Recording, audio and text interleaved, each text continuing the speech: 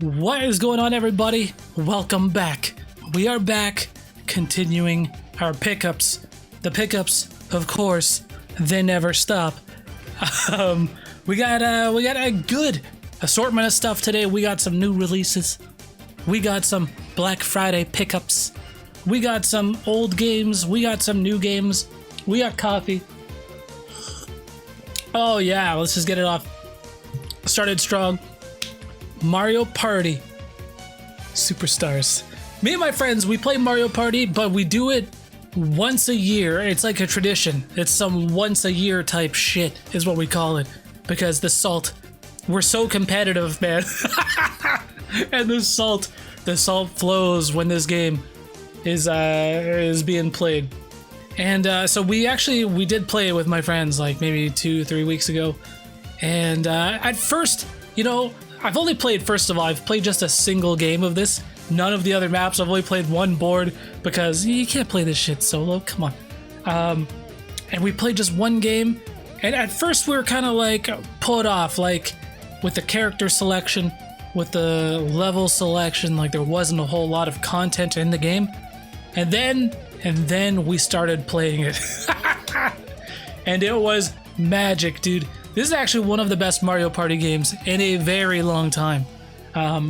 Because especially, like, I grew up playing the N64 and GameCube Mario Parties, and this totally, like, plays up that nostalgia for those titles especially. And it's such a good time, dude.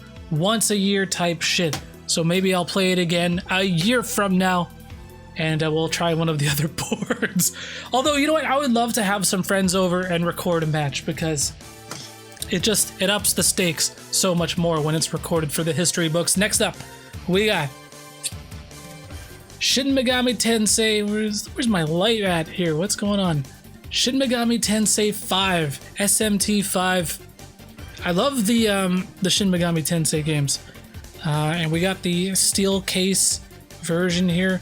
Cool ass artwork. What's funny about this too is it came out, when did it come out? November? And so just like a month, but I received this like more than a week before the street date. I think it was out like early to mid-November, and I got it like right after Halloween. I'm just like, what the fuck? I had this so early, which is kind of neat. Really good game, by the way. I love the Shin Megami Tensei series, and this one, it's definitely Shin Megami Tensei. If you've ever played any of the games, you're going to be super familiar with this one. You're going to be right at home. It's not perfect. Like, the story is very Shin Megami Tensei. The open world runs at like 20 frames per second. But it's definitely like the most ambitious entry in the series by far. Just being like open world, post-apocalyptic. There's like exploration that's never really been done in the series before. And like, dude, that gameplay loop, that goddamn gameplay loop, chef's kiss, dude. It's perfect. It's so fun. It's so addictive. And that's what those games are all about. Moving on, we got some Black Friday pickups. And we, I live in Canada, so it's not as crazy up here as it is down in the States. But, I would say like maybe, like we only started getting Black Friday sales once like, I think Canadian retailers realized that Canadians were just going down to the States and like Black Friday shopping. So they're like, okay, fuck it, we'll do sales up here. And so it's maybe been like 10 years since we've started doing like real Black Friday sales. And I picked 3 games up. It was my birthday too, right? Black Friday was like 2 days after my birthday. So I'm just like, you know what, I'm gonna treat myself. So we bought a few games. First up, Guardians of the Galaxy for the PS5. This is, I wanted to pick this up. First of all, I love superheroes. I love the superhero games, right? I love Guardians of the Galaxy, and I love like single player RPGs like Eidos Montreal, Square Enix. Come on, dude. And you gotta support the fact that this is a single player experience, single player story. And I'm just like, you know what? I was too cheap to buy it at launch, but I'll buy it for like $39.99. But it's like, damn, I still gotta support it. And dude, first of all, this game came out like what? This game came out in like October. It went on sale like, it it was like $30 off, just like less than a month later. God damn, dude. I feel bad for the people who bought it at launch because Jesus. I think like if you're a savvy frugal gamer, you know what I mean? Then you know like when to wait and when not to wait, because there's certain publishers who will put their shit on sale for deep discounts all the time. Like Ubisoft comes to mind. Square Enix does pretty good discounts, like. And then there's other ones who like they never put their shit on sale. Like, where if a Nintendo game comes out, just buy it, because at best you'll get it for like 15% off 2 years down the road.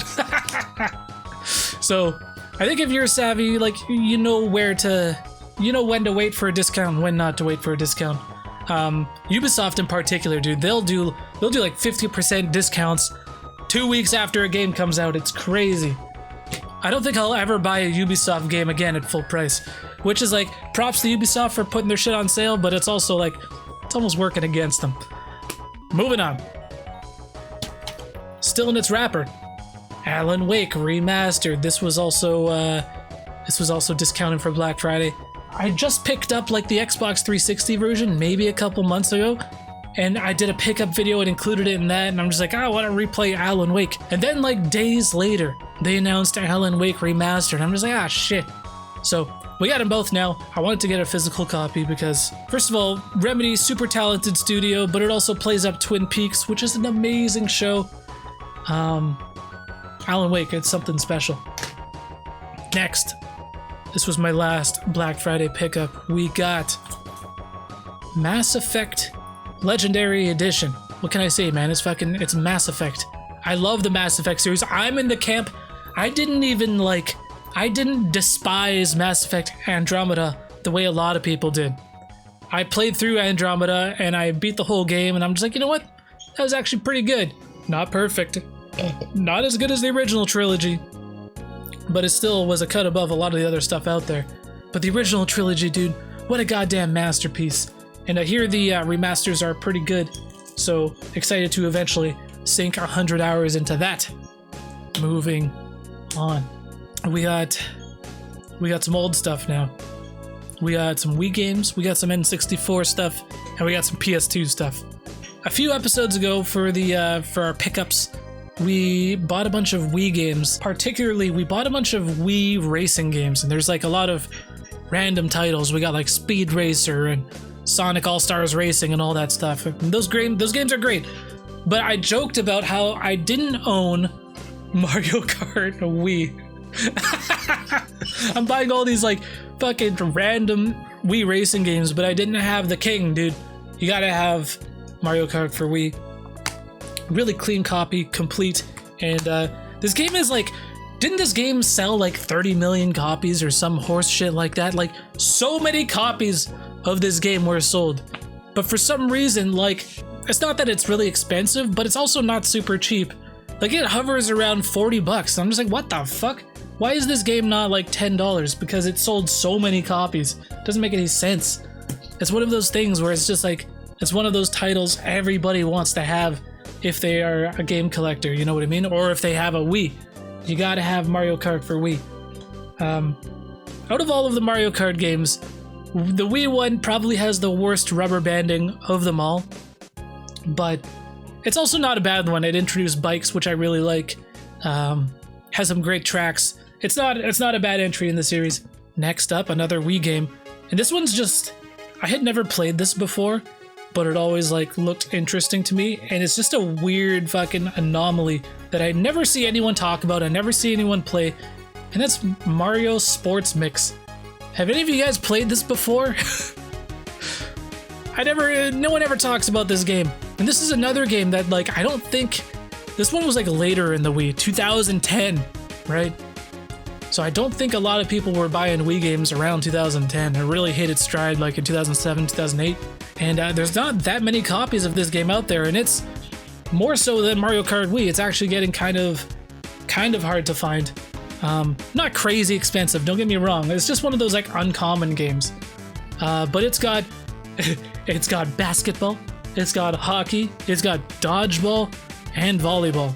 I put it in and I played some basketball because that's just like, I don't know, that's the one that appealed to me the most. And I was like, hey, this is actually pretty fun. You got like 3-on-3, you got like special abilities and stuff. It's definitely something I could see playing with my friends.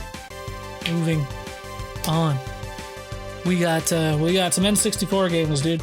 And I'm just looking to like round out my N64 catalog. Such a fun, dude, I used to shit on the N64 so much because a lot of the games haven't aged gracefully, and that's true, but there's so much charm to that system, and there's just, I mentioned it before, there's something that's really fun about collecting cartridges as opposed to collecting discs.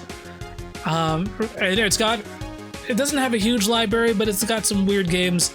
One of them, BioFreaks, a Midway fighting game. Surprise, surprise. Midway was all over that console. Jesus Christ. I have another game here, the next one, also a Midway game. Please believe, if it's on the N64 and it's an arcade racing game or it's a fighting game, odds are it's made by Midway. And yeah, this is just like such a weird one. It was on the PS1 as well. I think it may have been on the Dreamcast too. It's a 3D fighting game.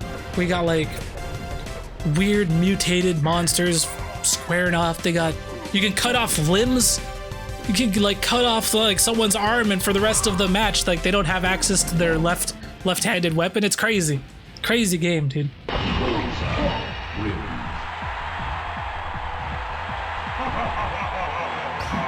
I wouldn't say it's very good, but but it is an interesting one. Next, this one, I wanted to get this game, and I'm just like, oh, I wonder how much this game goes for. And I looked it up, and I'm just like, no, why is it so expensive? This game goes for like $100 on eBay, but then I found a copy for quite a bit cheaper. So I'm just like, at one of my local game shops too, and they were selling it for like half of what it goes for on eBay. So I'm just like, you know what? I need to pick this one up. And that is Hydro Goddamn Thunder. Hydro Thunder! Man, this is like a really nostalgic one for me because I remember playing this in the arcades. And I remember playing it like on the N64. I rented it back in the day and it was so fun. So challenging too. Why is this game so hard? I'm terrible at it. And this was in the arcades. This was also on the Dreamcast. This also had a PS1 port. And yeah, the N64 one, I have it on my Dreamcast, and then I played it against this one. I'm just like, oof.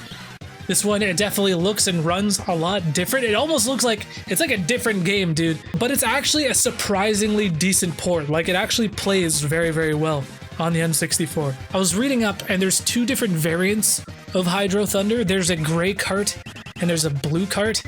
And according to Reddit, I don't know if this is true, but they're like, yeah, the blue cart is really common, and the gray one is a more sought-after variant.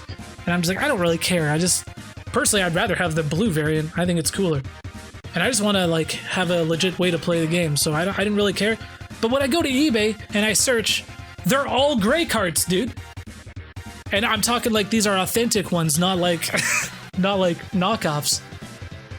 But then there are some blue ones on there, but most of them were gray. So I'm just like, is it more rare? I don't know.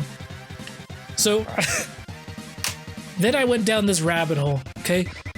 And I'm just like, man, because I bought that first, and I'm just like, man, these games are so fucking fun. Midway, the Thunder series, right?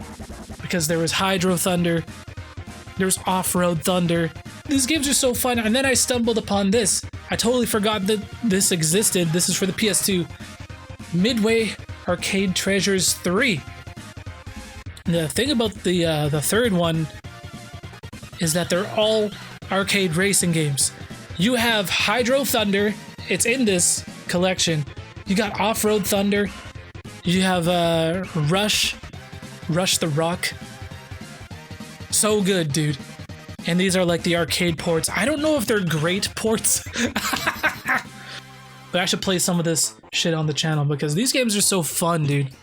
I love arcade racing games. And Midway, they were the kings for a time. Continuing. I had no idea. So there's Hydro Thunder, there's Off-Road Thunder, but they also made a game called Arctic Thunder. And I was like, what? I've never heard of this game. How have I never heard of this? And this was put out back in 2001. Jesus Christ. But this is an arcade, like, snowmobile game.